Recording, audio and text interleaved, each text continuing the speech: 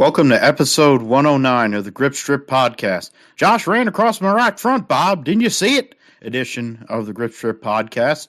My name is Philip Matthew, a.k.a. Boomhauer, a.k.a. Wannabe Dale Earnhardt Jr. I'm your host, and I'm here with my co-host Doing great, and Phil. It's a big-time Dale week Jr. so far. fan, Josh Fine. Glad What's going to on, see man? your Jim Nantz impression coming back there for the Masters this week. Jim Nantz, pretty busy guy. He just did the NCAA men's tournament, and now he's doing the Masters. So always like to hear his voice, and great impression there by you. But we got a lot of motorsports to talk about and everything. And I will tell you this. I didn't mention this offline, but I rented a Jeep Wrangler this week for my work trip, and it was an interesting experience. Yeah, you're thinking about it's like I'm thinking about concussions. You're thinking about combustion, and so with that, we have to get into the combustion, which is Max Verstappen's engine, since the new E10 fuel doesn't seem to be agreeing with his Honda Red Bull powertrain, and basically gave a free pass, which it wasn't like he was. I'll show you what it looks like here real fast. Things were during the weekend, but let's Charles start off with a Leclerc, little talk about this. Gets another victory. It's in the Australian it's Grand an interesting Prix, so deal 2 out here. Of the first 3 races, both of the races it was a really nice car Max on the Verstappen outside. has fallen out of. The controls were all Lewis Hamilton had overheating issues. I've never driven this which car cost before. him a podium, but in turn, just like George Russell gets the window controls are all in the center console. We'll get in all that. I didn't know that until I left the Josef Newgarden, the person at the car rental was like, "Oh yeah, it's in the center console." Like, oh, and then later on, IndyCar driving the car at night, I realized wins that I didn't have the headlights on, and I'm like, "Well,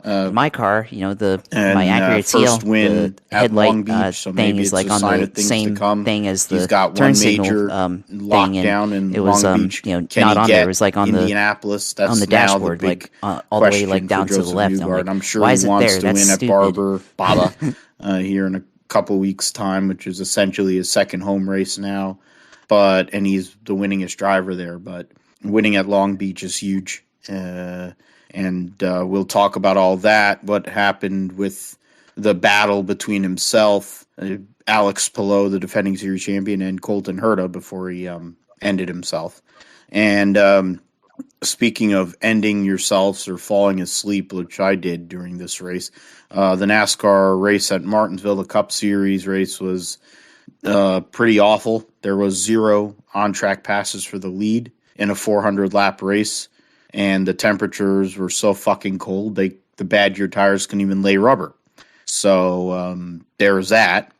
Junebug provided great entertainment amongst other people who were trying to run each other over. Joe Graff Jr. ran into a few people. There was a few people that were just hit. There were rolling chicanes and battering rams at Martinsville in the XFinity and the Truck Series. Ty Gibbs was a little bitch and didn't take his helmet off and started punching Sam Mayer. Sam Mayer looked a little worse for wear. No pun, not trying to rhyme there, but Keebler Gibbs. Oh yeah, no. That's so. I guess Grandpa's paying for him to take boxing lessons because he's gonna end up getting his ass kicked in the Cup Series at the rate he's going. Yeah, and considering the Xfinity purses, it wouldn't be that far off. He doesn't win a race, so he throws a bitch fit. So he fits right in to Grandpa's team. We'll get into that. We'll get into the Truck Series event, which William Byron got 2 out of 3 wins this weekend. It might be his breakout campaign here in the Cup Series, but also in general. He still has a personality of driftwood. He's sponsored by, he has the ugliest paint scheme, one of the ugliest paint schemes I've ever seen in my life on his car. Well, that's even with when Liberty University's on the car, let alone when whatever that garbage was that's on his car last week. We'll get in all 3 NASCAR races. Of course, MotoGP, Moto2 at Coda.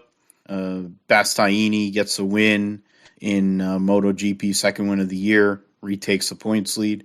IMSA at Long Beach, which was interesting for sure. Chip Ganassi Racing with the Cadillac program gets their second win with the first win for the 0-1, which I think I predicted here on the show last week. I was listening to the show. I sat here. Yeah. I mean, it ain't as good as the algorithm picking frickin' Tate Fogelman, yeah, we have to hit once in a while. I know that your algorithm's way better, man, but at least once in a while I have to hit one, and I got one with Seb and Renger in the 0-1 car. We got supercars at Albert Park, World Superbikes at Aragon, Formula E at Rome, and then Moto America had their opener this past weekend. Danilo Petrucci coming from MotoGP, riding for Ducati, the New York-based Ducati effort, goes and gets a double at Coda in the first race of the Moto America Superbike season. Get into NFL draft a little bit, PBA playoffs. Josh's Jacksonville Jaguars, quite outspoken. Travis Etienne and Trevor Lawrence commenting about the former coach who might be going back to Falks, which makes sense because he's a hack. Some pretty good bowling. And a liar and a scumbag, which fits their MO anyway. And speaking of that, Durwood's coming back to announce this weekend, so that's going to be insufferable. We'll get into the PBA playoffs a little bit, probably. Belmo got eliminated, and the Masters tournament, where Scotty Scheffler four-putted the last and still won by 3. He was playing a different golf course than everybody else, I think, the way he played this past weekend at Augusta, 4th win in 2 months. He is on a heater for sure. And, early lock-in for the player of the year with 4 wins and a major, and it's not even the middle of April. He's got a lot going on there. President's Cup, likely, amongst other things, but of course you're the Masters champion. That's the biggest one to win. So big ups to him there. Josh will talk about iRacing and the sim segment before we close the show.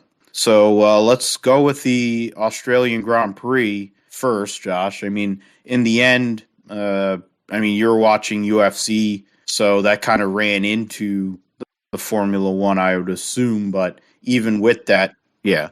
So it would make it easier for you to be able to go and watch it. I know I couldn't, or I didn't, because I either fell asleep or tired because of all the fatigue of the shitty job that I'm currently in. I'm about to get out of it. Tomorrow basically is my last day, so before I start a new job. But then I'm the asshole that doesn't go and give myself time off in between jobs. I just insist on going back and continuing to torture myself. But that's beside the point. We'll get into the results here of the Australian Grand Prix. It was a processional race. Even with all the changes, they had 4 DRS zones and they turned it to 3. It's a processional race as usual. Charles Leclerc started on pole, got the Grand Slam. Only 2 safety cars took place. There was Carlos Sainz retired and spun off after starting 9th. He had a rough qualifying, spun off and fell out of the race. And then Sebastian Vettel's nightmare 2022 debut, ended with him in the wall. Those were the 2 safety cars. Leclerc led every lap, of course, won by over 20 seconds on Sergio Perez. And Sergio Perez had a 5-second gap between himself and George Russell, who gets his first podium for Mercedes, as we mentioned earlier. Lewis Hamilton had overheating issues but finished 4th. So the Mercedes team gets a 3-4 finish, basically the best they're seeing that they could have gotten. The gap between themselves and Red Bull's kind of closing a little bit, but they're still the 3rd best team. But there's a huge gap between them and everyone else now, it seems like. They had nearly 30 seconds on the McLarens, which saw Lando Norris and Daniel Ricciardo finish 5th and 6th. Esteban Ocon 7th, Valtteri Bottas 8th, Pierre Gasly 9th, and Alexander Albon, who ran 57 laps on a set of tires, pulled the old Jeff Burton, Frankie Stoddard move, and pitted on the last or pitted like 2 laps to go or whatever the hell, puts a set of softs on and sneaks that last point for Williams on a weekend where Nicholas Latifi looked completely lost along with his Canadian counterpart, Lance Stroll. The Williams team gets a point. Albon started dead last and came back up to 10th, finished 3.1 seconds. You talk about Denny Hamlin winning at Richmond. That's a tradition unlike no other, like we talked about. And he's won many times in the past. And had a really rough start to the season this year. But he's ranked 20th in the standings before this win. Now wins this race and basically turns all the entire season around for him. Because once you get that win, it gives you confidence boost for your team and for you as a driver. But then also now it opens up as far as what you can do with your strategy in these races, and then also your car setup. You can get a little bit aggressive with the car setup and see what kind of changes you can make and what kind of experiments you can make for later in the year, especially as we get towards the playoffs in September or in August. So it's hard. There's always all that you have to consider. It's going to be very difficult once you win a race to get past Charles Leclerc. I wouldn't have picked Denny Hamlin. I didn't think he had the pace. I thought maybe Kyle Busch would have had the pace for this when he gets that momentum race, but then he's hard to stop. He was in the top 5, 2 out of 3 wins, most of it, but then or in the top 10. Max Verstappen, who's basically had that penalty, which is really strange to me. I did not know that. A shit ton of points. Adding tape to the grill of the next gen car is going to be very difficult is a penalty for Verstappen, which is strange, even with the amount of races that's the new that rule now with this car. So definitely, everybody learned. Now Kyle Busch had to pay for that one and ended up getting another poor finish. So at least for one Joe Gibbs car, they now have a win with Denny Hamlin. But then some of the other cars like Kyle Busch have either self-induced errors or things that just take them out of contention there. So that was a up and down, I guess, for the Gibbs organization. You also had Martin Truex, who was contending for the win too, had a chance to possibly get by William Byron within the last 10 laps, but then I think his car kind of faded because he was getting kind of close to Bill Byron there, but then started to lose pace, and then eventually Hamlin got around him there within that last 10 laps, and then Hamlin passed William Byron there. So definitely a race that involved a lot of tire strategy. That's something that we really haven't seen over the last couple of years in Cup, but I think at this racetrack, it seems like we have a lot of long green flag runs now. There's not really a whole lot of crashing that happens. I mean, we did have 2 accidents in this race, but definitely not really a whole lot of action going on outside of that. And so that leads to long runs where you really have to figure out the tire strategy. And then, like you said, Toyota, Joe Gibbs Racing, they went on a 2-stop strategy kind of to end the race, whereas William Byron and his team, they decided to try to go the whole last 90 laps without pitting, and it almost paid off there, but unfortunately it didn't work out for them, and tires faded at the end, and Denny Hamlin ended up getting the win there. So definitely a good race, I guess, in terms of strategy, being able to see comers and goers at the end and seeing who had the best, handle on the car with the tire strategy. So we got kind of that race going on. We weren't sure what type of racing we would see with this new car at Richmond compared to the Gen 6. But I think overall, based on that, you had a lot of action towards the end with tire strategy. So at least that made it really interesting to watch. And she doesn't offer anything anyways. One thing that we have to really see, well, the Mercedes power unit is not there. We can say that it's not been as good.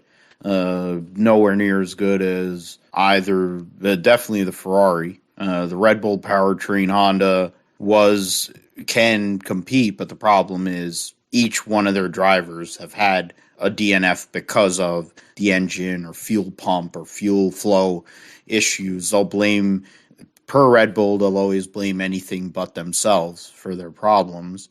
But the E10 fuel is causing Mercedes problems, and they're not braking. They may not be fast, but they're not braking.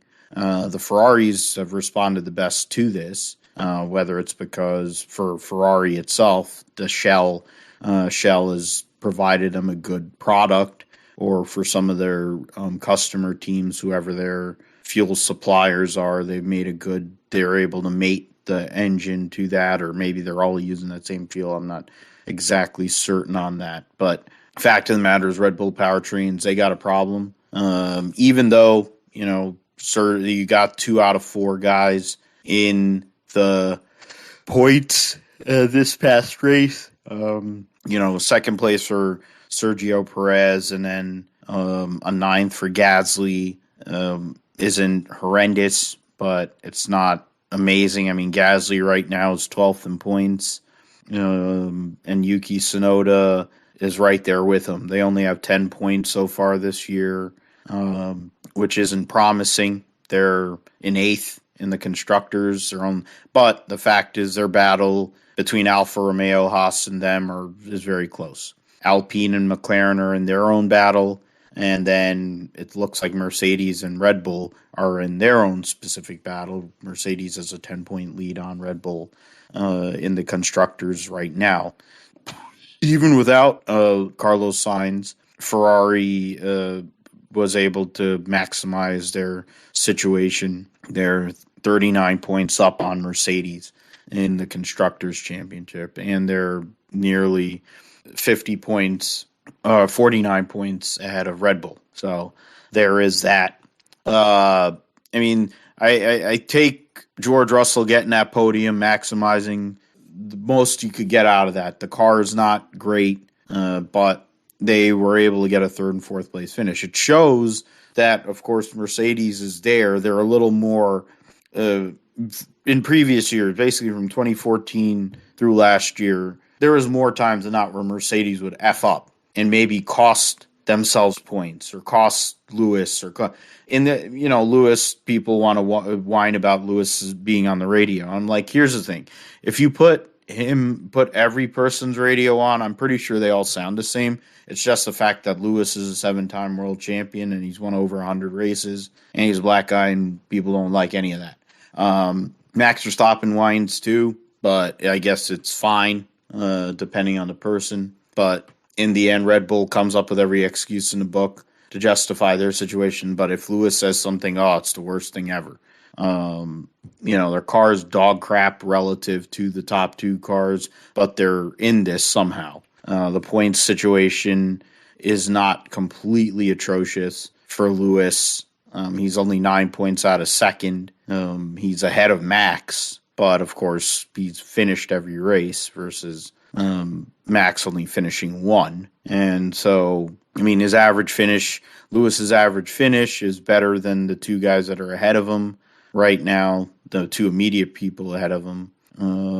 But it's going to be interesting to see. Next race at Imola will be a more similar processional deal. I think we'll get into it in the next episode 110, but there's not a whole lot of passing zones there either. So qualifying will be a premium there as well, and top end speed. Will Mercedes have upgrades? Some of these teams, I guess all these teams will have time to have upgrades. We'll finally see the first upgrades of the year here at Imola coming up for the Parmigiano-Reggiano Grand Prix next week.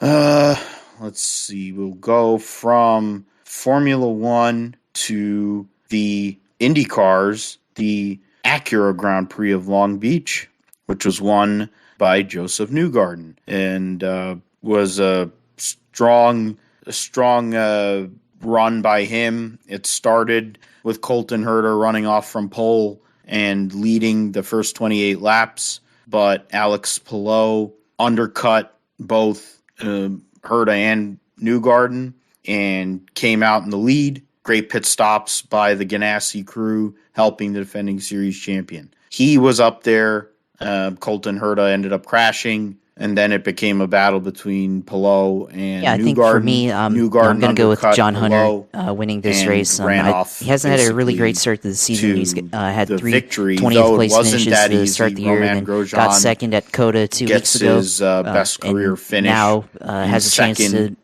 finish well at Martinsville, potentially win. For the Andretti Autosport he's won here before at team Martinsville in the back in DHL car. 2018. And then started on the Palou pole gets last a third year place at finish, Martinsville, continuing his then ended up very finishing solid 39th. So start to it's a little bit hot and cold at this track, season. but Will you're in a Kyle Busch Paddle Motorsports car. Award gets, Kyle Busch is racing, first top so five. definitely Scott have to be Dixon, able to contend with your used owner, Strat someone who's to won get at this himself track from many times in the 16th past to in the Truck 6th. Series. So I definitely think that John Hall, Hunter has a lot seventh. going for him this weekend. Alexander I think other guys Rossi you got to look had at. a good car, William but Byron is going to be moonlighting in this race for Spire Motorsports and the HendrickCars.com strategy number 7. Went against this him. car He finished or 8th. this truck Elio was Castro Neves, fairly competitive former when they winner ran of at this COTA race with Alex Bowman. way back when, Seems like they're rookie basically Kyle going to be using this Kirkwood car as extra practice his for first Hendrick career top Motorsports 10 drivers. That's what it looks like in so the far AJ for Foyt the trucks. But Rocket 14 I think car. William Byron, he's So, had good success deal at for Martinsville him. in the Truck Series before, so I think was definitely doing he some could good job, doing a good job potentially be a surfing contender too, in this race. when he Someone wasn't at on the least racetrack. running top Scott 10, McLaughlin, maybe who top came 5. into the race as a So points we'll leader, see what finished happens there. 14th, I and think lost other the guys points got to lead look to at. Newgarden. Matt Crafton, always a There successful were- veteran. I think he's you always had, finding a way to Kellett have himself crashed contending 5 for laps into the races race. at Martinsville. So I would look at DeFrancesco him. doing his usual Ben Rhodes, thing. He another crashed. guy. He's Ilott had pretty good finishes at Martinsville the was, last couple of years. So also out I 'cause of an definitely look at accident him as the a same contender time as Colton in Herta, this race. So or he was there's involved definitely in the Colton a lot Herta of guys that could either win this race or find themselves Or it was finishing in the top collateral 5 damage at the end of the because day of the Herta here at Martinsville. Of course, this is Ericsson the Truck Series wrecked race. So, after the there's a restart. lot that can happen at Martinsville. A lot of Malukas short and track Jimmy hijinks Johnson, who had that a happen nightmare in weekend. NASCAR. Often Fractured happen a in the Truck finger Series because you in got a lot of young practice in guys one trying to prove crash. themselves. Then A he lot of the crashed wily again, old vets still and trying then to he crashed show that with they David can make it Malukas in happen. the So race. a lot of things End can the happen in race, this race. basically. We've seen in the past, for, Ty Dillon or Austin. that Austin was, Dillon and or then, Ty of Dillon course, with Sato, Kevin Harvick back in or no, Sato was the one that 20, ended the race. when he 13, went if I remember correctly.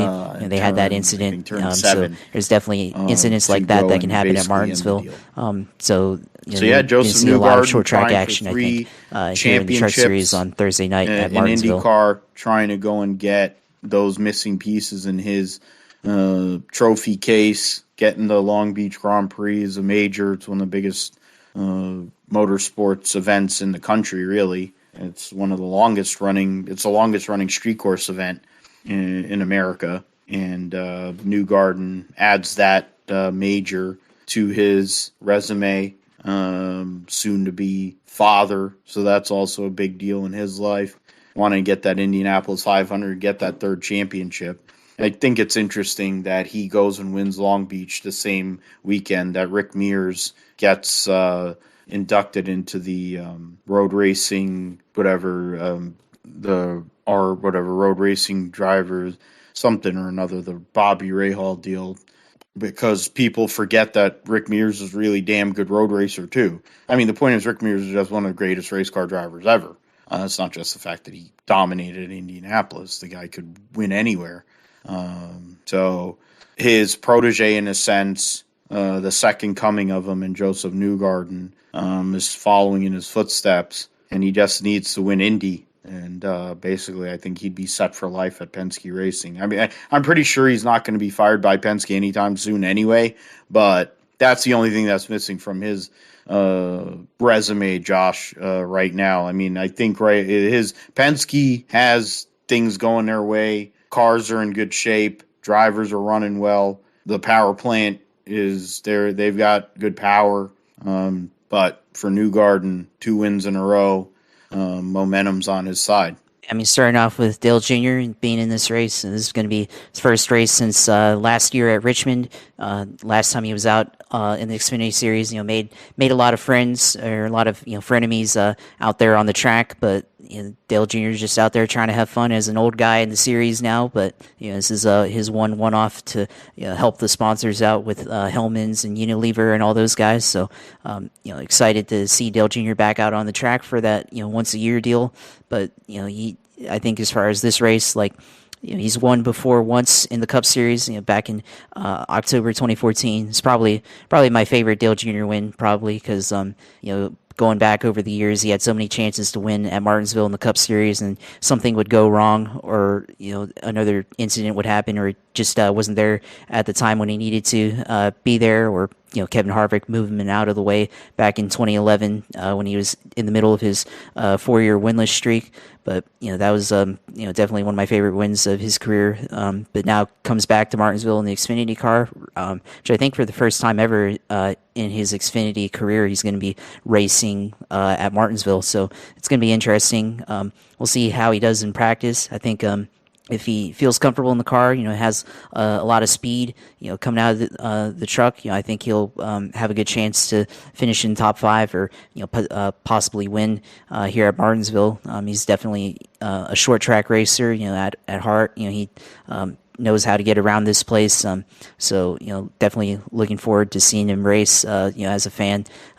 For me, that's your guy coming back out on the racetrack. That's a huge deal for me. So definitely try to be able to have the race on Friday night and see how Dale Jr. does. But I think for the rest of the contenders, I definitely look at his other JR Motorsports car with the number 9 Noah Gragson. He won last year in Xfinity at this racetrack, and overall seems to really run well at Martinsville. So I would definitely, if I'm not going to pick Dale Jr., then I think I'd pick the number 9 to win this race. So he seems pretty strong at Martinsville based on the last couple of years of running there.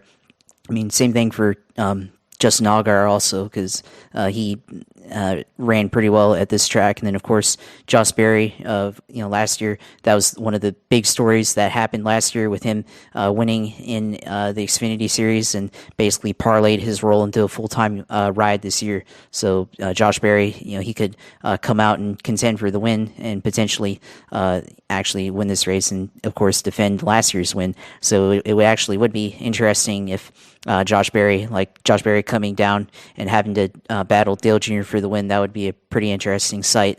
The owner, the guy that has basically funded his career, versus the the young guy coming up on the ranks, trying to prove himself still, and potentially get up into the Cup Series. So that would be an exciting thing to see.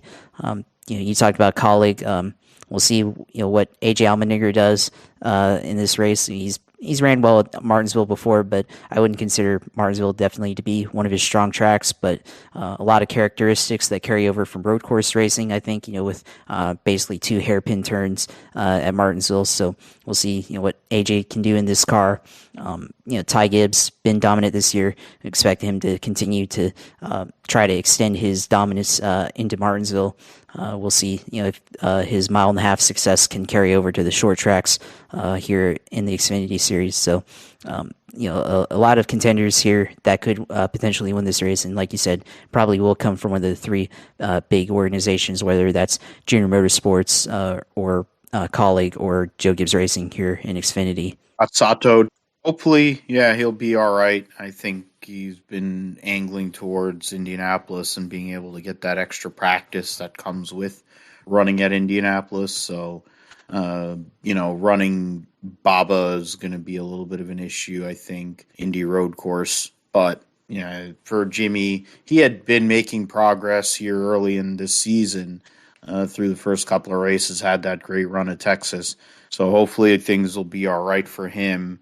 I was looking at the points right now in regards to the Indy cars, and Penske has 3 of the top 4 in points.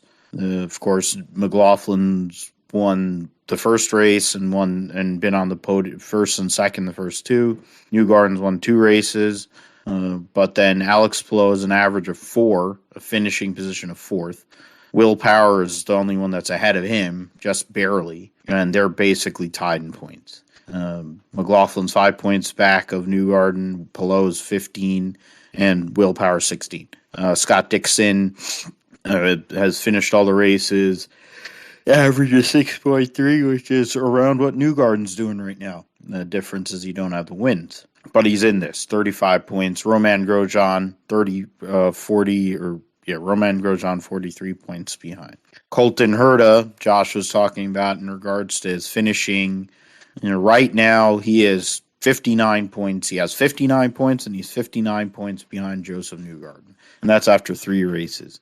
and you consider, unlike Formula One, there aren't as many races in the IndyCar calendar.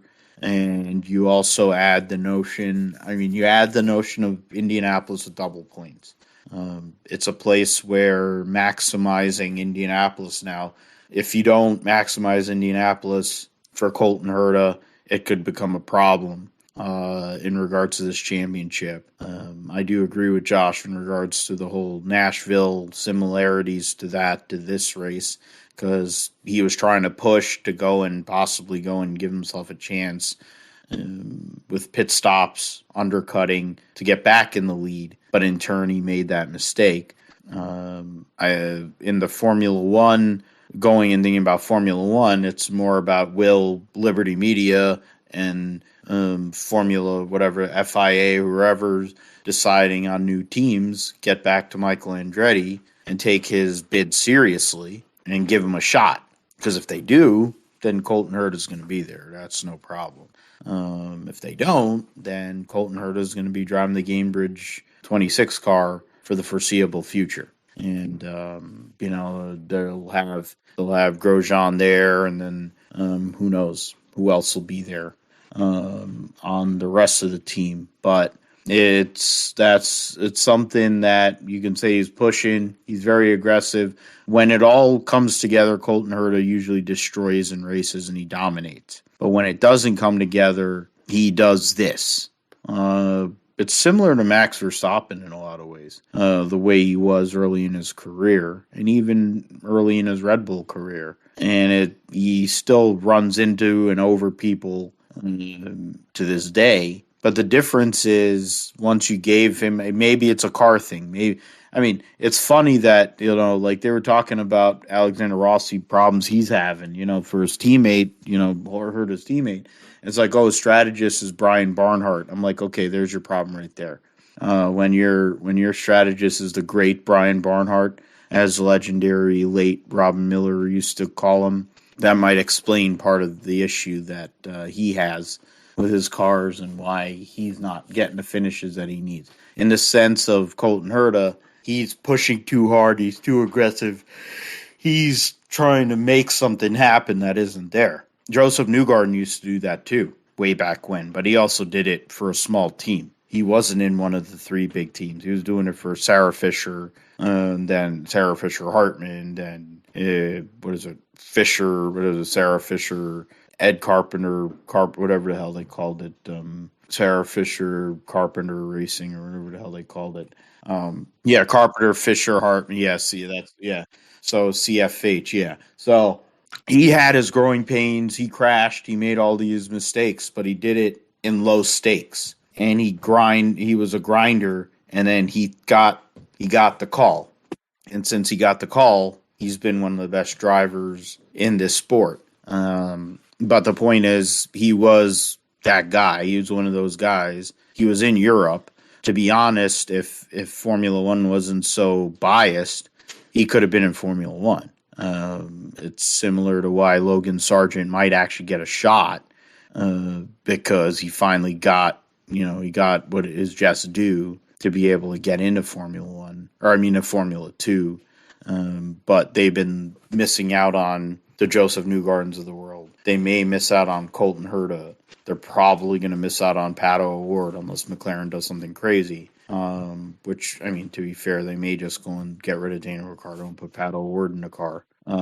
Then you have these American drivers. There's been American drivers over time. Scott Speed got railroaded out of Formula One. Michael Andretti didn't really get a real shot. So then at some point, you have 3 Formula One races in America starting next year. Colton Herta, whatever warts he may have in his driving style and the way he's going about business, is he going to learn on the job in Formula One? Is he going to learn the job on the job here? Think for me, I'm thinking Denny Hamlin, actually. Let's keep going with what happened last week at Richmond, winning there, so he can win in the capital of Virginia and win in the southern end of Virginia and Martinsville. So Denny Hamlin has had a lot of success at this track also.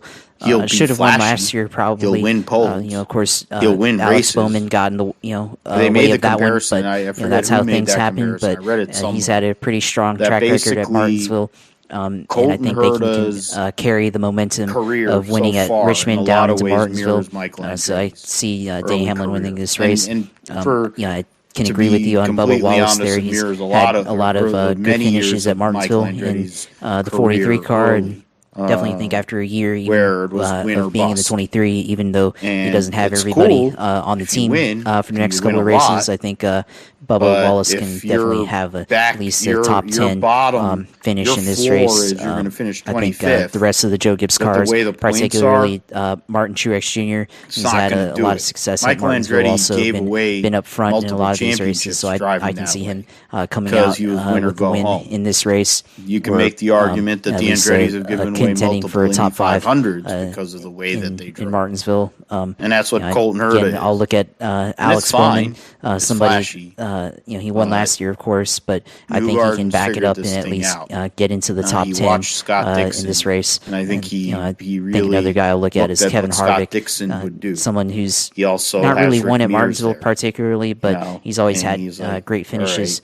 all right, He has dude's won a at freaking Martinsville back in legend too. 2011, Ocon, but look at what he did. I think for him, He was uber he's had a lot of good success at He'd this win track. his races. It looks like for him He'd win also 3 maybe some races or 2 things are beginning to races turn or around. Of course, whatever. finishing second at And then Richmond last week, he'd maybe carry point that you to into death. Martinsville also, and That's how get a good Earnhardt finish. won So 7 yeah, championships. a lot of That's how guys Richard that can Petty contend in this race won 7 on Saturday night. Like you said, a 400 lap race, 400 miles. Well, Yeah, not and he 400 won it miles, but with, 400 I laps. think, So 3 different systems. there's not really going to be a whole lot of time, like you said. So we may have maybe we have a lot of wrecks. There's something to be said have about a lot of driving crashes that. anyways at Martinsville. It's but fine maybe, to be the flashy the guy less and 100 have laps all the, ups the but intensity the a little reality bit. is, Of course, who are it's we going to be gonna at talk night, about? so The person that there's won a always couple of a races different and feeling fell out with of a night bunch of races them? in the Cup Or are we race gonna talk or in about the the Cup champion? Series. So we'll see what Talking about happens the there. champion. And you talked about if you don't get a good qualifying effort in, you're going to be at That's what least Josef half a lap Newgarden down to has start the been, race. Well, you're is going to have twice, a really good and, car, I think, to he's be able to looking make like it up he's to the gonna do it front. again And then also, like you early said, on you're going this to have to season, figure but out there's plenty some of time type of to go pitch strategy to be able here to in work the your 2022 work season. yourself up to the front. So Scott McLaughlin we'll ain't see what going away happens quietly. in this race. If As somebody the Penske like we talked team about is ends up on a qualifying in heater. the back, can they make it up to the It's front Penske and Ganassi have in the top put on a 5. show trying to Then pass it's a little cars more throughout the field diverse at after this that. paperclip You track? have So we'll see Grosjean, what happens at VK, Martinsville. Ericsson, Definitely O'Rourke, excited and for Rahal. all 3 races at Martinsville. One of the round out best the racing top that 10. you can see in the Cup Series, So, and definitely a track that if you can go to it, I mean, was it you Jimmy should definitely Johnson, try even to with see a race in person. brutal Long Beach, is only a point behind Elio Castro-Neves and 4 behind Simon Pagenaud, who is in 12th. Can't really complain about that. Kirkwood getting that top 10 finish gets him within reason. He's 20th in points. And trying to see.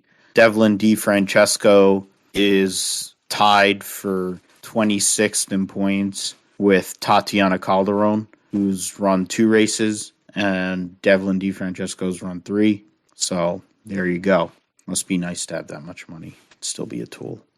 The IndyCars will be back at Baba here next week, so we'll talk about that on the GSP at that point.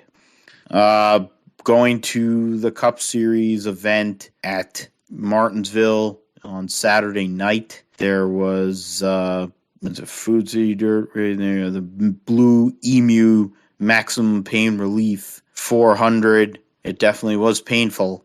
Now, William Byron led 212 laps, 3 times for 212 laps. Chase Elliott led for 185 laps. It says 1 time for 185 laps, which, yeah, he led the first 185 laps of the race. Okay. Then Will Byron went off for a little bit, and then also led the last 180, not 180, I'm thinking it's 500 laps. It's like 82 laps of the race. So it was a Hendrick benefit, even though, and Ross Chastain, there you go. It's like William Byron gets his 2nd win of the year, first multiple-time winner. Got great stage points, so almost got the maximum there if he had won both stages. Clyde won both stages there, and so he was able to maximize his point situation. But William Byron continues the Hendrick domination so far this year. Clyde's the only one that hasn't won a race, but Hendrick has won 4 times so far in 2022 in 8 races. William Byron, Pizza Face, Bald Spot Dylan, YRB, Watermelon Guy, your top 5. Kurt Busch in the McDonald's car finished 6th. Kyle Busch, 7th. Eric Almirillo, 8th. Chase Briscoe, 9th. Needed to get back on the lead lap, and then he got that, and then came back for a 9th place finish. Their short track program is not great, at least on the 14 side. The 10 car looks good, but they didn't really get the finish I think they wanted. And then Clyde finished 10th. Cindric gets a good run, finishes 11th. Bowman 12th. You talk about some of these other people. Bubba only finished 16th. Qualifying didn't go his way. Brad Keselowski, the penalty was upheld, so he's outside of the top 30 in points right now, which is pretty sad. Larson, of course, didn't do anything at Martinsville. Denny Hamlin, after winning at Richmond, finishes 28th, last car on the lead lap. So that's pretty depressing if you're a Hamlin person. And Martin Truex ended up finishing 22nd. Or no, not last car on the lead lap, 28th. That he finished 3 laps down, my fault. Martin Truex finished 2 laps down in 22nd. The last car on the lead lap was Kyle Larson in 19th. So yeah, Will Byron gets his second win of 2022. Early momentum for him in regards to the playoffs. Hendrick has continued to show their strengths in regards to this new car, and Will Byron is only 12 points out of the overall points lead too, which Clyde holds by 3 over Ryan Blaney.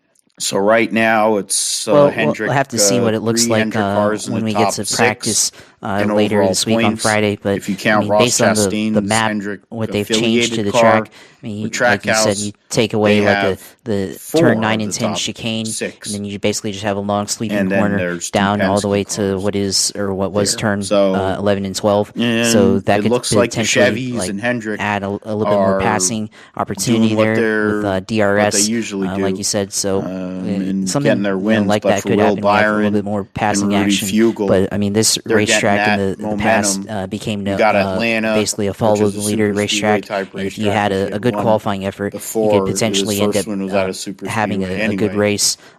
Especially if you're a team that doesn't really have good results and you can qualify well, you unless could they do some potentially crazy finish tire in the points. change. So that's something to consider there. We have 2 DRS detection zones in this racetrack, going from 6 and 7 all the way down to what is now turn 9 and 10, November, and then another DRS zone from 10 down to 11. And then you have the speed trap in turn 1. So yeah, this racetrack could be interesting.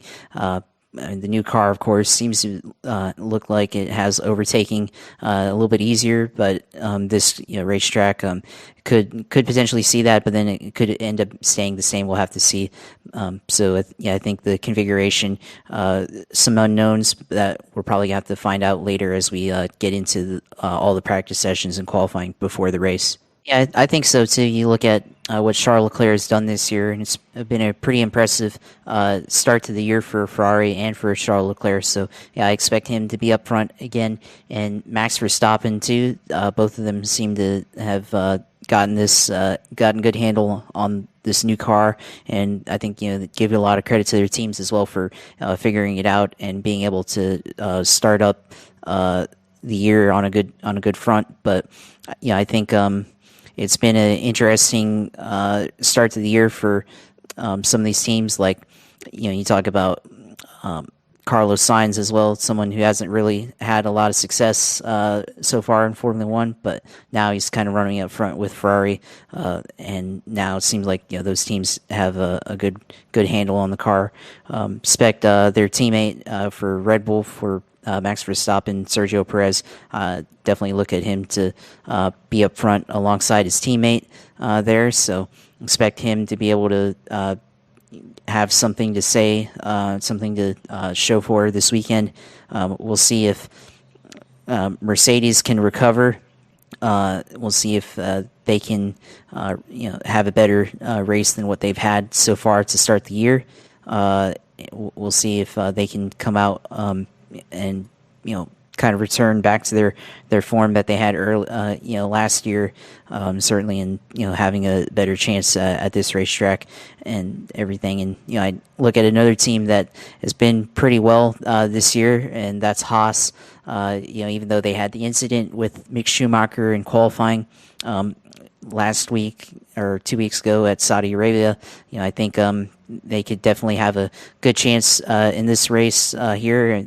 Go back to 2016 when they started out and got a sixth place finish in their first race in Formula One as a Haas F1, and Romain Grosjean brought the team basically out and got a good start to their season that year, and their debut in Formula One. So I would look at them this weekend. They've had two great races with Kevin Magnussen. Mick Schumacher had a solid effort in his one race before his qualifying crash, and they of course are running without a spare car this weekend, so it's going to be a little bit tough on being able to not get in any incidents so far this year. And the thing is, that's a cutoff in the weekend. For the Final Four. Mick Schumacher and it's going to has be had in some qualifying incidents before, temperatures but and conditions. Probably going to be So careful to it not is a dire, crash the it's car more- this weekend. the in reality the practice is sessions before the race.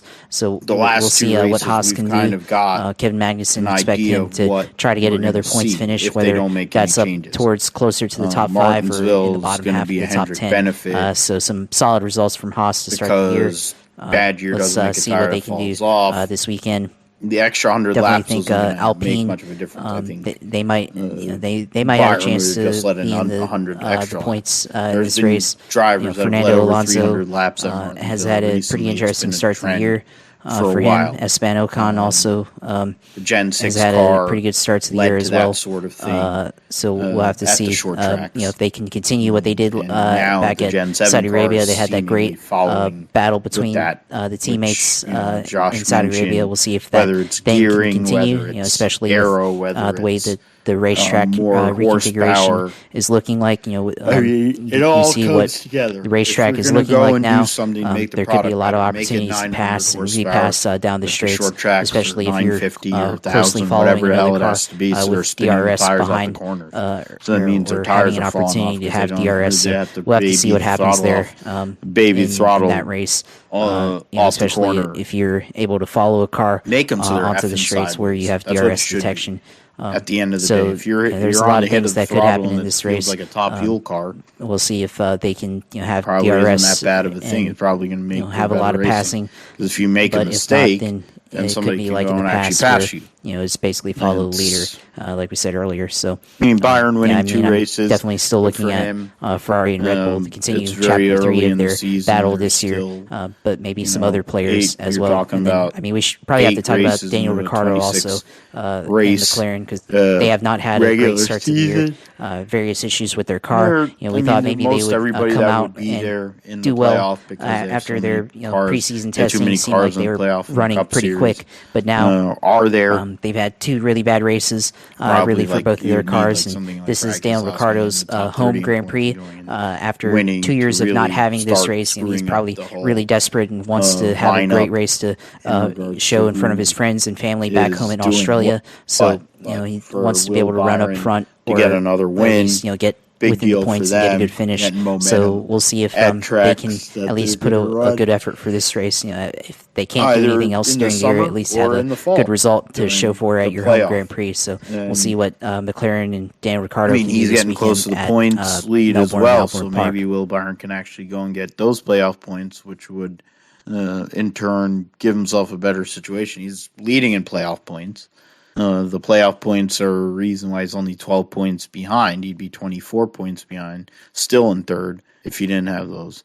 So right now, Clyde, Blaney, Ross Chastain, and Kyle Busch are the league leaders in top 10s with 5. The league leader in top 5s is Chastain with 5. So he's running really, really well. Even if he finished 5th last week after starting 27th. So tells you how good his car and how he's feeling right now with Phil Surgeon at the helm. Going to the Xfinity Series, Bruckshot Jones ended a 50-race winless streak to go and win the Call 811 Before You Dig 250 over Castellane, Allmendinger, Austin Hill, Sam Mayer, Herbst, Truex, Keebler Gibbs, Ryan Sieg, Jeremy Clements. Jeremy Clements finished ahead of Junebug, which was referenced in our open. But Bruckshot got the stage win, was able to go and get himself a lot of points relative to where he has been. The race ran 11 laps longer than scheduled instead of 3 or 4 like they did in the Cup Series. Bruckshot Jones winning was more to do with the fact that Ty Gibbs wanted to run over whoever was in front of him, and that didn't help his cause, even if he thought it did. Trying to remember who he was trying to go and door there in the race, but Bruckshot Jones getting a win is rare, so we have to go and take that and give credit, knowing that your teammate is outpacing you and he's 18 years old and he's the freaking grandson of the team owner. You need to go and do something, but then he's also been in the Xfinity Series for 8 years. So at what point are you going to move up the Cup, or else, just go and run a truck with your own money because you have plenty. Well, I mean, for me, I kind of already alluded to it earlier, but I think a dark horse for me would be Kevin Magnussen in the Haas car. He's had 2 great starts to the 2 great races for the year. Castle expect him to continue to lead the charge for Haas and so get he's another close in the finish next in the race points somewhere. I mean, I don't think they're which is a top 5 contending car yet. But it looks like they have a lot of pace this year compared to the last couple of years in Formula Junior 1 for them. So Sam Mayer gets a 5th place finish. Expect them to be able to at least get a points finish, whether at least 10th to 6th place range for that team. But Josh, there's, I guess, a lot to unpack, but really there isn't. You had a more straightforward situation for Bruckshot Jones. I mean, Ty Gibbs led most of the race, but you're not going to win every one of them. And somebody has to get to him and tell him that, so he doesn't fry himself out. So, yeah, the Herbst Gibbs, Mayer Gibbs battle is what dominates the headlines, but Brandon Jones ended up winning this race at Martinsville. Yeah, it's been an interesting deal for Alex Rossi the last couple of years. You talk about his performance, what we thought it would be after 2019. We thought he would be one of the contenders in this series for a long time coming and kind of be the staple at Andretti Autosport. But it looks like now he's beginning to slip, and has already slipped a lot. And it looks like Colton Herta is kind of taking over that number 1 spot in Andretti Autosport. And we've talked about comparing their performances, and Rossi's been needing to be able to step up his game compared to Colton Herta, who seems like he's begun to have a handle in this series and potentially could be moving up to Formula One within the next couple of years, depending on what happens with Michael Andretti there. For Alexander Rossi this year, he had an up and down race at St. Petersburg. Ultimately, ended up leading 10 laps in that race, but deferring strategies and everything, and didn't have a great finish there. And then, of course, had issues at Texas and ended up not finishing that race. So, he has had a lot of issues to start the year. Could have a chance to turn it around at Long Beach, but I think for me to be convinced for him to have a good showing there, he's got to show a lot of pace in practice and also in qualifying. Got to be able to show you have top speed, at least top 5 speed in practice, and then you have to be able to qualify up front for me to really consider Alexander Rossi as somebody that can contend at the Long Beach Grand Prix. So you got to ask I think Leo it's going to about take a his lot, fitness, but he's honestly. certainly a That's the driver only person that that when can things really go right, speak he's to his definitely fitness. capable of doing great things in the car. We've seen him win this race before, we've seen him win plenty of other races in this series. So if he's able to get it back together, he's able to it fit could in be her. something. I mean, he's able to fit just in her car. So. not convinced yet I mean, until I albeit see they it. probably put his insert in there, but he's able to fit in her car too. So, yeah. I mean, she ain't wearing a fire suit in the family yet. They haven't made a kid. But that's beside the point, since of course Dale has 3 girls. He's the only dude in the the 2 girls and Amy. So yeah. So and I mean, to be fair, also you're talking about Kelly. So there's 4 girls that run his life. But he did pretty well there. Your boy did pretty well there, and he had great lines while he was going and drinking beer on pit road. Which, I mean, that's a harken back to the old school '80s. He's like turning into like straight laced Tim Richmond or something. Like he has like, it's like he don't get out of line in certain areas. Thankfully, he might have back in the day, but he basically sits there and he's just shooting the shit with everybody, which is great. And effing with Bob Pockrass is always funny. And he sat there and he was just effing with Bob Pockrass, and he's like, especially sending his boy Josh Berry into the wall and going and saying what he said there, which is the line that we're using for the title here. Deadpan, no less. But to go and for Junior's sake, Josh Berry went to Caraway Speedway and ended up winning the late model race in one of his only appearances that he's going to have this year in a late model. So he said exactly what he was going to do during the rain delay. He's like, well, they didn't want me there, but if I can get there, I'm going to have a good chance to win. Well, he did, and he did. So, I mean, even though his boy went and sent him into the wall, it didn't really, well, that's more to do with their bad pit stop. He was up front. He had a chance to win. And then that one bad pit stop on the final stop is a reason why he was in a position where him and Junebug got into it. So, yeah, well, he made a comment about his boy Jimmy Johnson's finger after he had his wreck at Long Beach. And he made a comment about how his dad broke the same finger beating a jackass for doing or saying something stupid, which sounds like a Dale Earnhardt thing too. So 7-time following through on another 7-time, but I don't think Dale Earnhardt would have been surfing on top of a golf cart and then fall off of it like Jimmy Johnson did back in the day.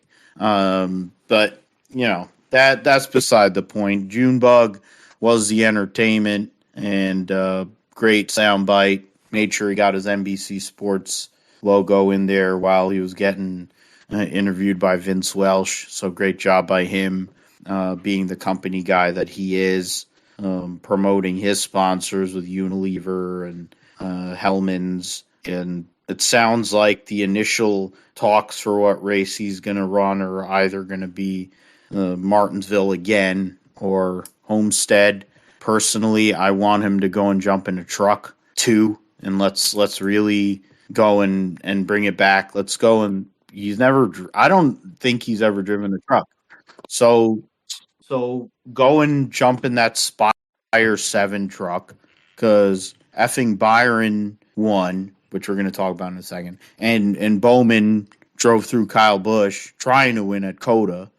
They've been fast every time they've shown up. Why wouldn't you go run Homestead? Go whatever race they have. Go run a race.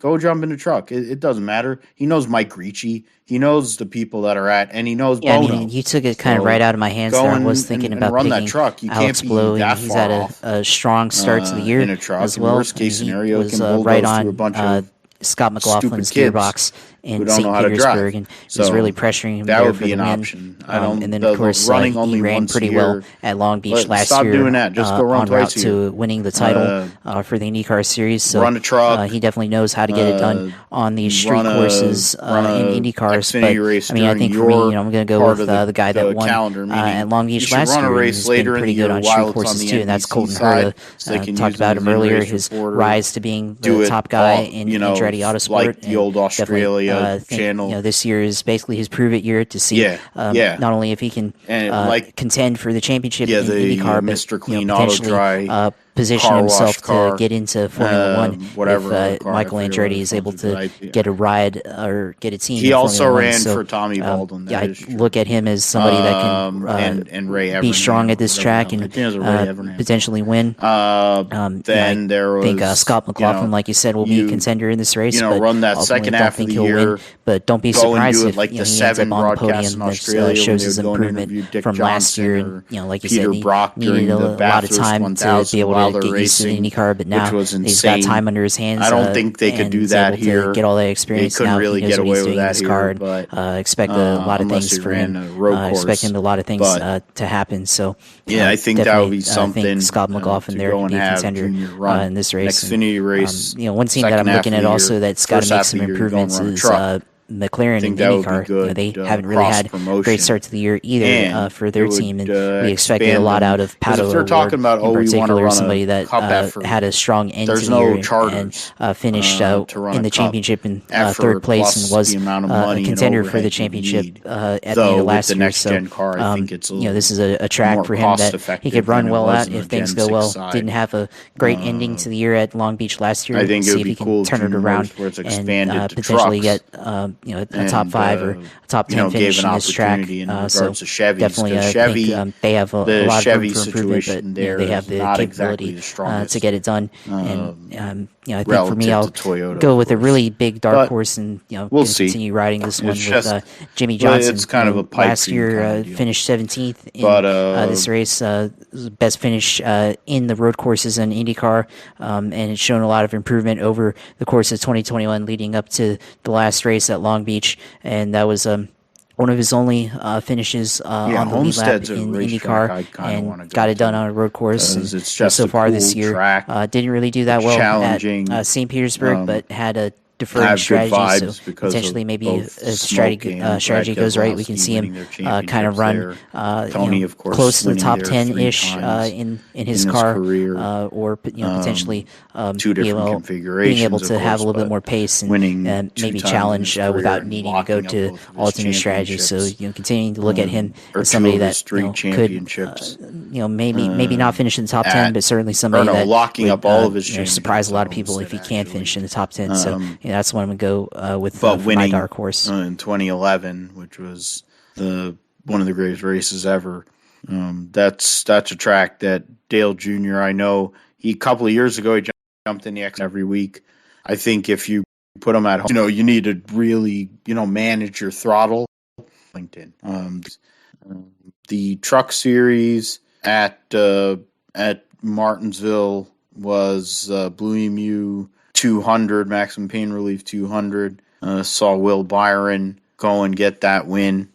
First win since his regular, his 1 year in the series for Kyle Busch. I think it was the 7th win of his career. Led 94 laps in this race. And he led more or less from lap 109 to 200. Minus 1 lap, he led from lap, going back from lap 105, he led all but 2 laps of the last 95, or 96. So another dominating performance. Started 32nd. They had the algorithm set the starting lineup, which also gave Will Byron the ability to go and move up through the field and make it interesting. Will Byron over Johnny Sauter, who started dead last in the 13 truck.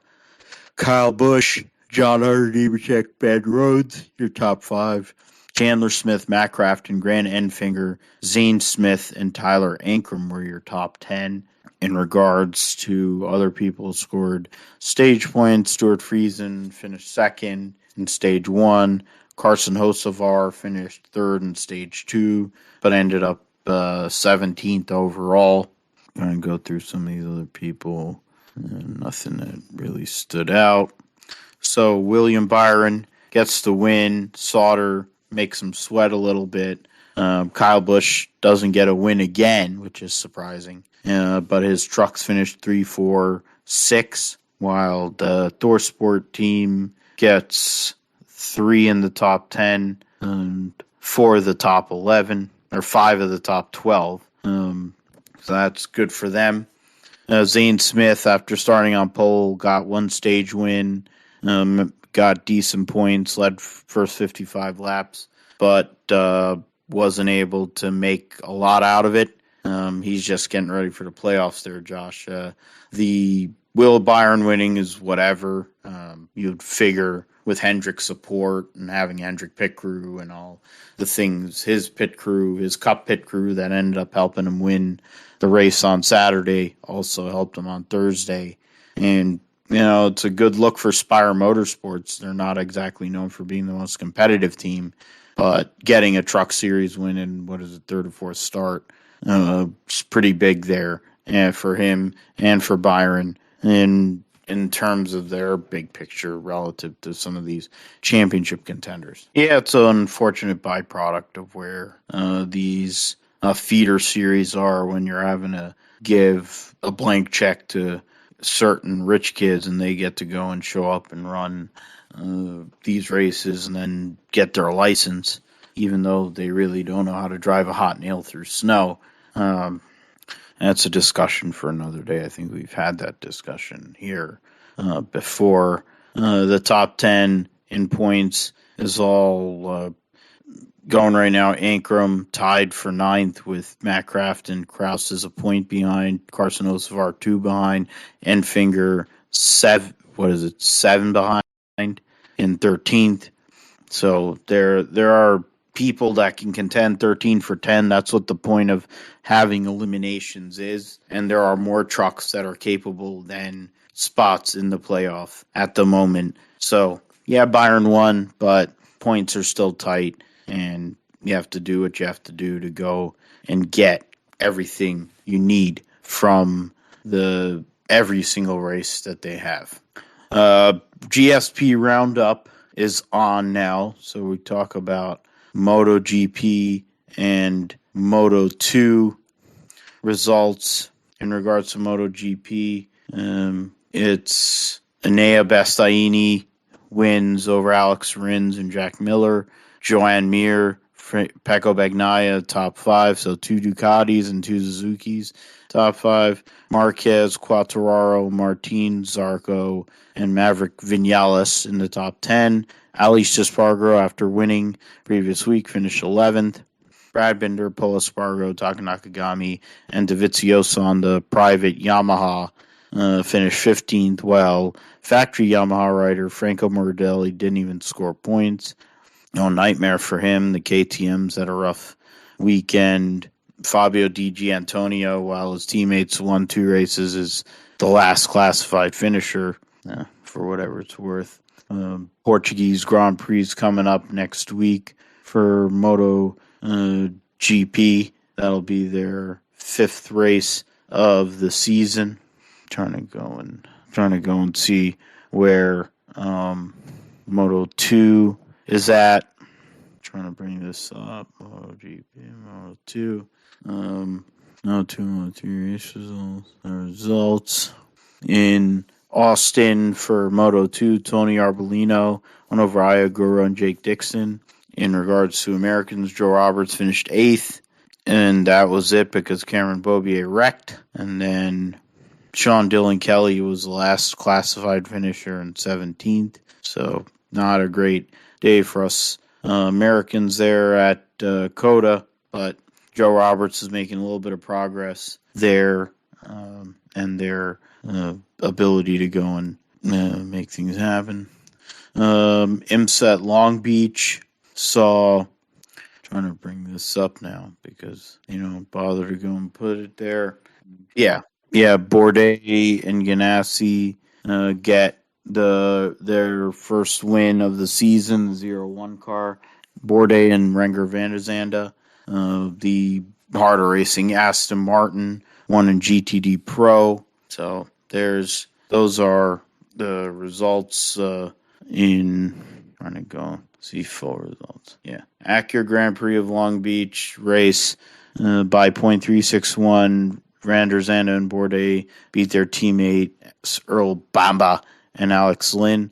Oliver Jarvis and Tom Blomqvist round out the top 3. Looks like, they're saying his margin of victory is 0.36 to 1. I don't want that. That's not going to work. No, that's not what I wanted. Oh, shoot. That is not what I wanted.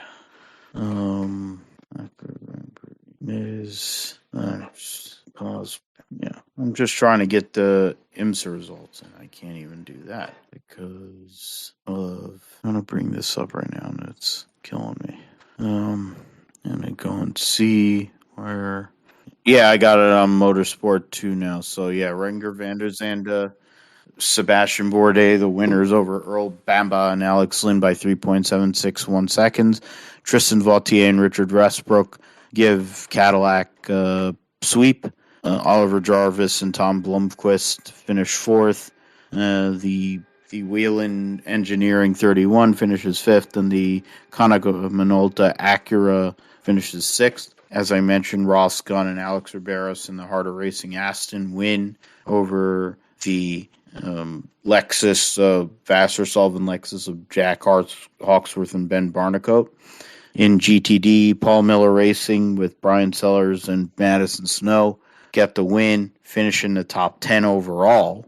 The podiums rounded out for GTD Pro with the Corvette of Garcia and Taylor. And yeah, so those are those in regards to the WeatherTech Sports Car Championship at Long Beach. And we'll get to supercars at Albert Park. Trying to get to that. For race 1, the winner was Chaz Mostert over David Reynolds and Shane Van Gisbergen. In race 2, Shane Van Gisbergen wins again over David Reynolds, Jack Hawksworth. In the top 5 is Scott Pine, Todd Hazelwood. And then in race 3, Shane Van Gisbergen over Will Davison, David Reynolds, Anton De Pasquale, Chaz Mostert, and then Brock Feeney, your top 6. And then Chaz Mostert over Will Davison, Anton De Pasquale, Tim Slade, and Brody Kostecki, your top 5. Their next race will be at Wanneroo at the end of April, early May. The standings right now see Shane Van Gisbergen up by over 100 points on Anton De Pasquale. Chaz Mostert's third, Will Davison's fourth, Brock Feeney is fifth in the Supercars points. We get to World Superbike at Aragon to go and make sure we get to World Superbikes at Aragon. We got World Superbikes and that's Assen Need. Trying to bring up World Superbike at Aragon. We'll clean that up.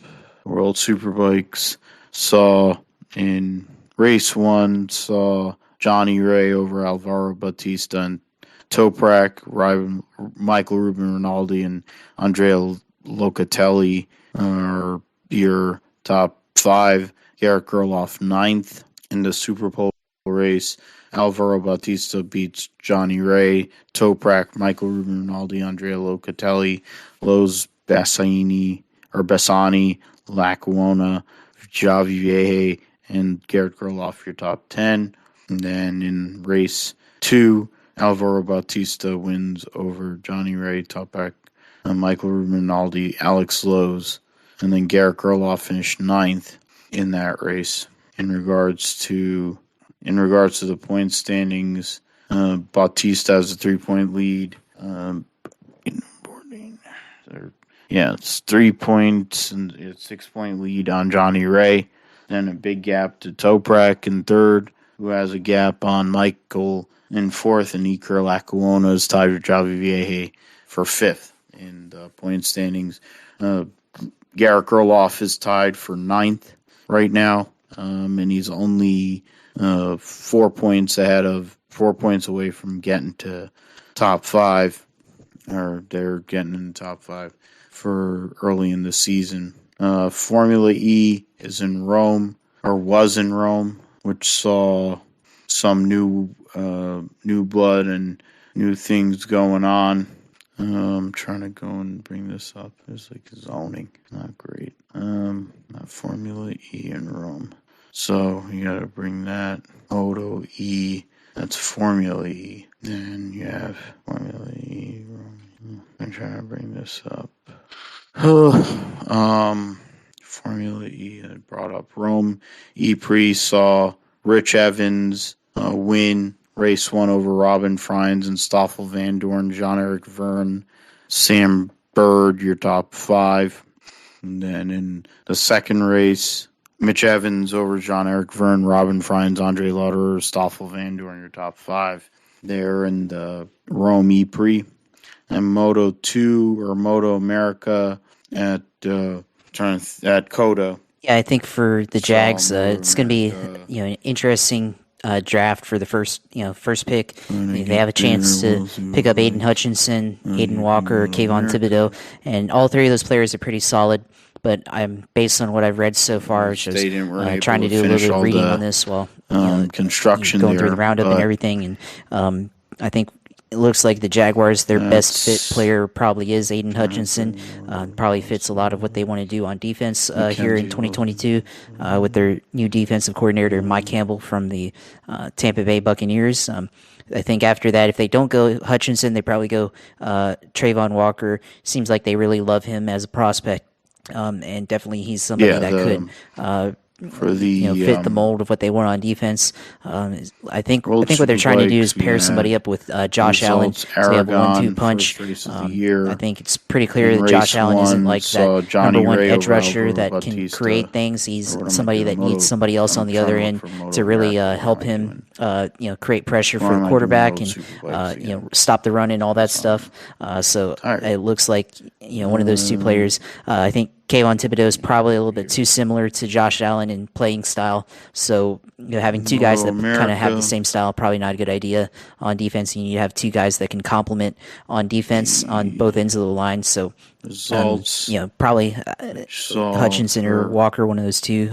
I really don't have any preference. I mean, I will say I do feel like for some reason that Hutchinson doesn't really feel that exciting as a prospect. He's not like, I didn't know the Daytona he does a lot of really good things, but he's not like somebody's like, oh wow, that's like he's the next generational player or something. He just happens to be the best guy in the draft this year that can help the team. So we'll see what happens as we get closer to the draft, and then who they look like they're going to pick. Well, as we get more rumors and stuff from sources and fans, we'll see what happens there. I think the Jags may try to trade back into the first round. I feel like they may try to get a wide receiver late first round, or potentially they may try to trade for a receiver still. In race 1, looks like maybe DK Metcalf may be on the trade block for the Seattle Seahawks as they begin a rebuilding period for that team. So I think potentially Metcalf, if he's on the trading block, I think the Jags should really try hard to trade for a player like that. That's a game-changing wide receiver. Somebody that can really change the game for a team. He's still got a lot of game-breaking speed. So I definitely expect player like that to be available now transfer over to if not, they'll Cup just try to draft a receiver in the first round or early second round, which is going to be tough because Trent Baalke doesn't really have a great track record of drafting wide receivers. So we'll see what happens. Maybe Doug Peterson's got some input there that can help offset that lack of success drafting wide receivers for Baalke there. So a lot of things still left to see what happens. We still got a couple of weeks for the NFL draft. You got about 3 weeks until the NFL draft in Las Vegas there. So it should be exciting once we get around to that time. Definitely going to have the TV or the phone tuned in to the draft at 8 p.m. once it starts in 3 weeks from now. So definitely looking forward to that. Seeing all the excitement of the first round pick and seeing where the Jags go. So we'll see what happens there. But still feel like it's pretty early. But as things change, we'll see what happens. Yeah, for sure. I mean, going back to kind of normal lifestyle looks like, and this weekend the schedule is for not my schedule per se, but the IndyCar and iRacing schedule. On IndyCar iRacing schedule, there's the IndyCar fixed series at Auto Club Speedway, which I talked about in the last show. That's always a fun track to talk or to race on. Using the high line, using the slipstream, the draft at that racetrack. Trying to get runs in the corners and being able to hang it on the on the outside, the middle, make up a lot of momentum. And then if you got to run, you can go dive down to the bottom and make a pass. So that's definitely one of my favorite tracks to race on in the Indy cars. So definitely going to be on that. I think the Open Series is at Long Beach, so might try that out this weekend. And then also on the NASCAR side, I think they're racing, they mirror their real life schedule, and think it's going to be Martinsville this weekend. So maybe a Cup at Martinsville potentially, or XFinity series at Martinsville potentially. One of those cars. I always enjoyed playing Martinsville in NR03 back in the day, and even some of the old EA Sports games on console and PC. So iRacing at Martinsville is always fun too, and get a lot of that short track racing action on the sim this weekend. So yeah, probably spend a little bit of time sim racing, and then I'll try to let you know when I stream that, of course. And then you can always, as always, follow that at Twitch TV/usailor2. Go watch the streams, and still have the Daytona 500 stream from a few months ago now, which already seems like a long time ago, even though it really wasn't. But still have that up there if you want to watch super speedway racing. But hopefully have some new content up there soon, and then can have watch the IndyCar stuff, and potentially some short track stuff at Martinsville. So always glad to be back home, and kind of resume normal life, and get back into all the regular routine and everything. Chase Briscoe, it's a good pick. I mean, he's only won one race this year. He's kind of had a struggle, as you said, this year in defending his championship, and he was running up front last year in this race. There was a lot of argy-bargy that took place in the inaugural dirt race at Bristol. He got involved in it, and I think the wreck that he was involved in took out Chase Briscoe. There's only 36 cars, so there ain't a whole lot going on there. Josh Williams is going to make his Cup debut. Allgaier is going to be in, as you said, in the Spire 77. Other than that, Gagson is going to be in the 16 car, so that'll be a caution. J.J. Ilium in the 15 car. He's, of course, a Triple Crown winner. And USAC. I'm trying to see, who do I see? Who do I see getting this win? I mean, I remember last year that Daniel Suarez had a great run there. I kind of want to go out on a limb and say that Nacho Libre goes and gets his first career Cup Series win on Easter Sunday, so I'm going to do it. Nacho Libre in the Tootsie's car goes and gets his first career win at Bristol, gets both Spire cars into the playoff. If it isn't him, I mean, my own personal bias aside with Chase Briscoe, I look at Tyler Reddick as another guy. I'm going with two guys that have never won a Cup race to go and get a Cup win for the first win here this week. I mean, Larson definitely wants to get this win, I'm sure. A guy who's won the Knoxville Nationals. He's won all these other. He's won at Eldora in a truck and in a sprint car and in other cars. He wants this win, I'm sure. I think anybody who's a dirt person first, initially in their career, wants to get this win. As long as this gimmick continues, they want to be able to do that. So I think Suarez and Tyler Reddick are my picks for this week. And if there's somebody who's won or somebody who has a chance outside of that, I mean, I picked Logano last week. Didn't work out. He's a defending race winner. He's the kind of guy that would kind of be able to win in this situation and defend his title in this race. So that's something we will see. Truck Series will also be racing at Bristol this weekend. 38 for 36. So there will be bumping. Harrison Burton will be in the 17 Ford for Gilliland. You're going to have Austin Dillon, the Young's number 20. Trying to see some of these other people. Buddy Kofoid will be in the 51 for Kyle Busch Motorsports. Joey Logano will be running a David Gilliland Planet Fitness number 54. There's a lot going on there. Number 54. Stuart Friesen's whore of a wife will be driving or trying to make the field in the 62 truck. She spun out, I think she caused 2 cautions or 3 cautions in the race that she did run. Last year, the races, she caused cautions and multiple cautions every race she ran, so she's really great.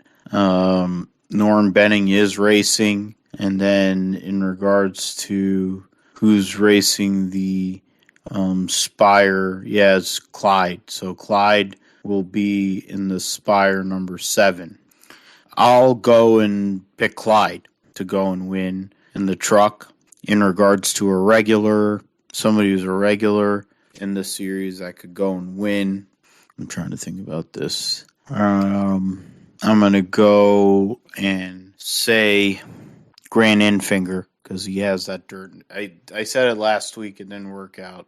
I'm trying to manifest it until it happens. That Grant Enfinger has to get a win. He's the kind of guy that if you get him a win, you give him the ability to relax and figure out setups and things relative for the rest of this playoff before you get to the playoffs. I think he'll be somebody who'll be able to thrive. So I picked Clyde to win in the Spire number 7, but if it's a regular, I'm going to go with Grant Enfinger in the 23 GMS truck. How about you, Josh? And he's a former winner at Eldora, so it's not out of the realm for Kraft in there. And he needs a win. You figure the way this playoff is with the top 10, you're going to want to have a win, at least lock yourself in, give yourself a little bit of wiggle room to go and make it into the playoffs. We're going to go and transition into the sim segment there, Josh. So it's your time. How did your racing go last week? What are you looking at for this week? And what is on the horizon? I know the Indianapolis 500 is on the horizon for sure. So that's something that preparation has already started and on your end now that you're back at home and not having to travel for a while. Yeah, and it's Easter weekend too. So it's a time to go and reset, readjust. For me, it's a short break before a new job, but along with being able to be with family.